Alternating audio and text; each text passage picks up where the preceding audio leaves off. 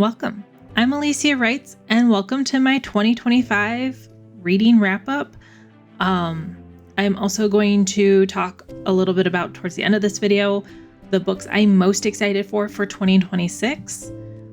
So enjoy watching me make my very favorite Christmas spice cake with an eggnog buttercream as we dive into this.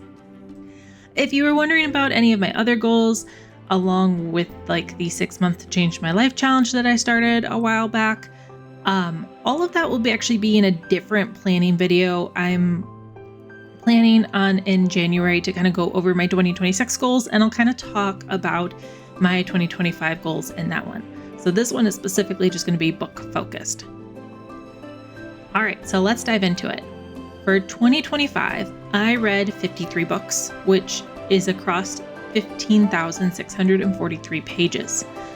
I have a Storygraph account. Feel free to friend request me on there to see what I'm reading. I have been trying really hard to keep it updated, especially since I do read a lot on my Kindle app on my phone. So my best month for reading was October. That was definitely my highest month at like 17 books. My graph, as you can see, I definitely dipped down and then went back up. So basically, if you kind of see, I did read a couple books in January on my Christmas break from school. Then after, I think it was like the second week of January, I was in my final semester for my bachelor's degree, and it was just crazy busy. So I did not get to reading again until after I was done mid-April. So the books you see in the graph for mid-April is actually after I finished all my classes. And then I read through May, and then in June, I actually took a little bit of a break from reading because I started this channel and was trying to kind of get myself prepped up for trying to write a book. And then I carried on getting higher numbers for reads in August and September, and then October, and then I kind of plummeted in November because it was novel November and my focus was writing. No reading, just writing, and then posting like my shorts. So my top genres were romance, then fantasy, then mystery, which, checks out. We're going to kind of go into my favorite books of 2025.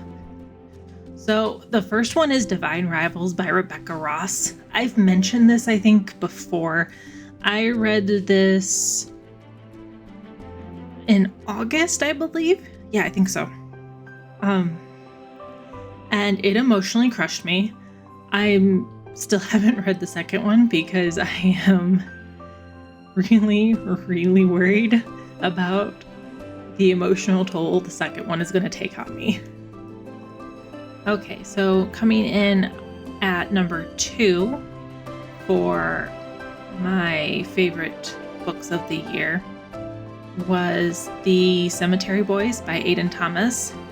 I did do a review on that on this channel. It still holds a really high place in my heart. It outmatched in terms of how it was done all the other books that I read this year. So if you want to hear my actual review for it, link somewhere. All right, coming in at number 3 is kind of actually a series. It was the Come Home Katie book was my favorite out of the 3. There is actually a 4th one, but I haven't read the 4th one yet. And it was really good because it was a good October read. It was very spooky. There was paranormal activity.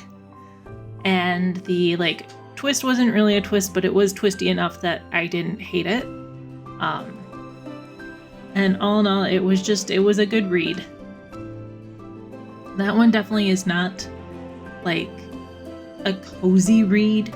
That is definitely if you want something that's actually like spooky paranormal mystery, that is where you want to go, with like no romance or very little romance.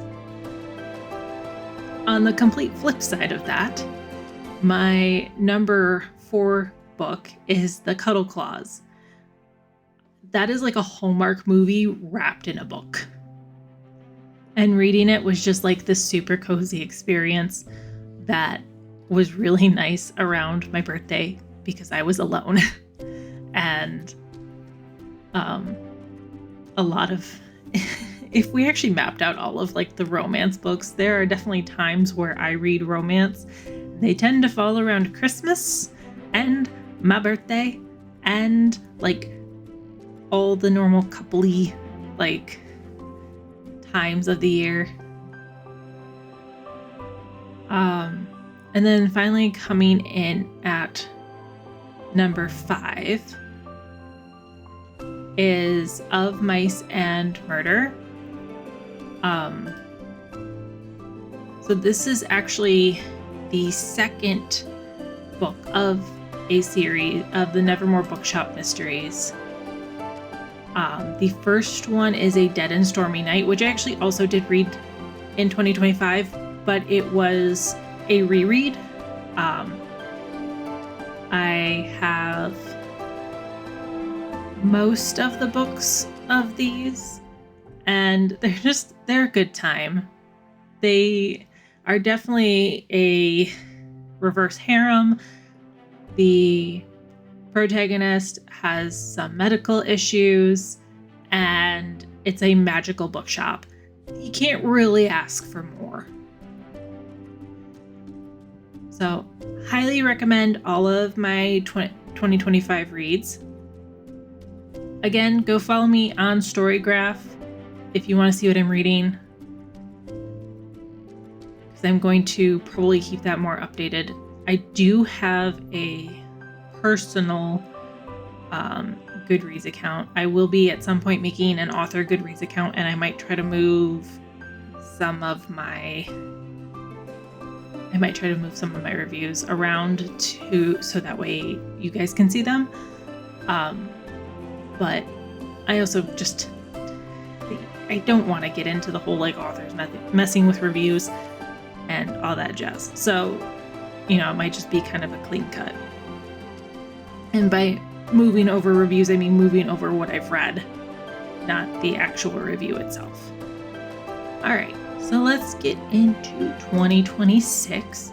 So basically, I'm just going to be talking about books that debut in 2026. I am not going to be going over the mountain of to-be-read pile that have already been published that I have sitting in the corner in a box in my office.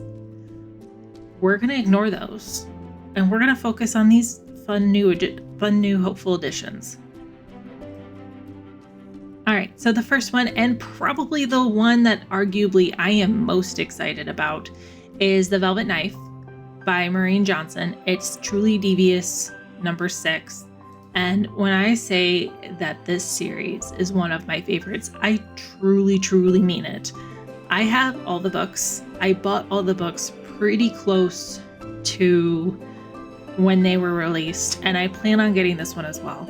I love Stevie. I love how she's grown as a character. She's also very anxious and has a lot of anxiety, and that is portrayed really well. I also love the fact that they're all like whodunit mysteries. If you've never read the Truly Devious series, highly, highly, highly recommend that you go check them out. So the description for this, though, is Stevie Bell is not having a good month. She's gone through a breakup and is falling apart. In a bid to clear her head and fix her life, she goes with her friend Nate to New York City over the winter holiday break. Just a nice, quiet time with two friends, writing and reflecting, recovering. Well, until one of the neighbors asks Stevie a very strange question about murder and cults, and then dies. Why does death seem to follow Stevie around? There has to be a reason for that. Just as soon as the murders stop. Oh, and maybe she isn't so broken up after all? Why do we believe what we believe? Are omens real? And does anyone join a cult? Also, legitimately, the tagline for this book is "Nobody means to join a cult," and it absolutely gives my favorite murderer vibes of like, call your dad, you're in a cult. So to say I'm excited for this one, it does come out April 28th, 2026, so I do still have a couple months to go, which makes me kind of sad because I'm super excited for it. Okay, the second one that I am also very excited for, and you'll see a theme here. This is The Escape Game by Marissa Mayer and Tamara Moss. It comes out April 7th, 2026, and this is a YA murder mystery set in an escape room themed game show. It sounds super cool. Like, I love escape rooms. I love murder mysteries. Slap the two together and we've got a good time. I know that the book isn't actually an escape room, but like, next level would be to make the book an escape room. Just saying. Alright, so the description for this is 6 months ago, Season 4 of The Escape Game ended in horror when contestant Alicia Anglos was found murdered on set. Now Season 5 is underway, and new contestants are ready to put their skills to the test, solving the show's trickiest escape rooms. There's Addie, the cryptographer, Carter the math whiz, Beck the wannabe game master, and Sierra Anglos, the girl who got away with her sister's murder. Or so everyone believes. But Sierra's not just here to win, she's here for justice. When the contestants begin uncovering clues that hint at the identity of Alicia's true killer, it becomes clear that the stakes aren't high. In this competition, they're deadly. If these teens want to win and survive the game, they must solve the biggest mystery of who killed Alicia Anglos. So I'm super excited for that one. I have a soft spot in my heart for murder mysteries. Alright, so the next few are actually not murder mysteries. We are departing from that. And actually the first one I added was actually book 2 of a series, and I haven't read the first one, so I'm actually going to have to read both before I read this one. Thankfully, this one also doesn't come out until September 1st, 2026, and that's The Knave and the Moon by Rachel Gillig. It's the Stonewater Kingdom Book 2. And this is, I only read the first part of the description because I didn't want to accidentally give myself any spoilers because I still haven't read the first one. But it says Rachel Gillig, the queen of Gothic romantasy, returns with higher stakes, darker mysteries, and deeper longings in this gorgeous sequel. So that alone, and I also saw it in a couple other people's like super excited for 2026 books videos. I decided to add it to my TBR to give it a try. I will have to obviously read the first one. And then there's also a 1.1 of the series, which is apparently a bonus chapter. All right, and moving up my TBR list, the next one we have is Graceless Heart by Isabel Ibanez. I hope I pronounced that correctly. This comes out January 13th of 2026, and I'm going to be completely honest with y'all. I added this to my TBR because of the cover. It is so gorgeous. As a heads up, I'm going to do my best not to butcher these, but it takes me a few times of practicing names for me to get them correct. So, in 15th century Volterra, sculptress Ravienna Maffei enters a competition hosted by a secretive immortal family who offer an invaluable boon to the victor. Desperate to win so she can save her brother, Ravienna reveals a rare magical talent, a dangerous act in a city where magic is forbidden. Her revelation makes her a target, and she is kidnapped by the Luni family and taken to Florence, a city of breathtaking beauty and cutthroat ambition. There, Ravienna is forced into an impossible task, where failure means certain death at the hands of Saturno de Luni, the family's enigmatic and merciless heir, but under his cold reserve hides a vulnerability that draws her closer than she ever intended. Meanwhile, Raviana's forbidden magic does not go unnoticed. The Pope, waging war against Florence, the Medici, and magic itself, has his own interest in her abilities, seeing her as a potential weapon in his ruthless campaign. As alliances shift and war brews on the horizon, Raviana must navigate the treacherous line between survival and betrayal, between love and duty, with time running out and her every move watched. The choices she makes will determine the fate of not just her own life, but the fragile balance of magic and power that could unravel Florence itself. So, I mean, all in all, it does sound pretty cool. It's definitely a departure from what I have been reading. I'm excited to kind of give it a try. Another one I'm super excited about, but for a completely different reason, is How to Lose a Goblin in 10 Days, Tales from Hawthorne Cottage. This also comes out in January, and I absolutely chose it because of the title and part of the description.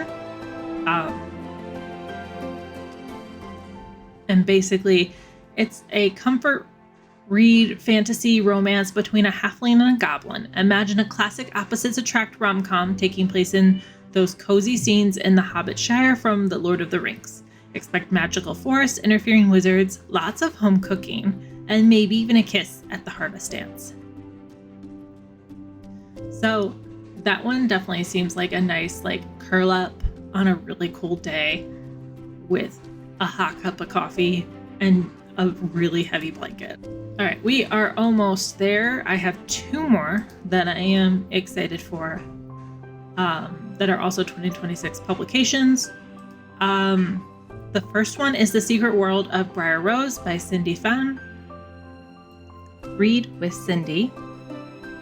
I have been following kind of her updates and journey on this, and so I am excited to read her novel when it comes out. The description is a lush and immersive queer Sleeping Beauty retelling about escapism, grief, and dreaming of a better world. I think we can all appreciate a little bit of that right now. And then finally, the last one I'm excited for does not actually have a publication date yet. It's Moth's Blood by Lin D. Jung.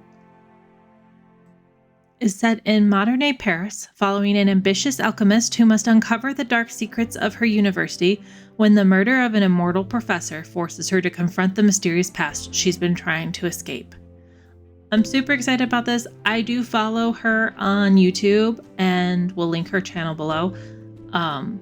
She's been providing updates, so while there is no publication date yet, it has been confirmed it will come out in 2026. I'm guessing they're probably aiming for an October, maybe November or December release at this point.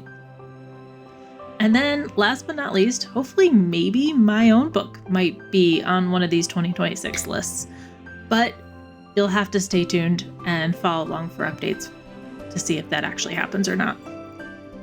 And there you have it. That is all of my favorite books of 2025 and my books I'm most excited about for 2026. Let me know in the comments below, what was your favorite book of 2025 and what are you most looking forward to in 2026? It does not have to be book related. I hope you guys enjoyed watching me make this awesome cake. So I'll see you in the next one. Toodaloo.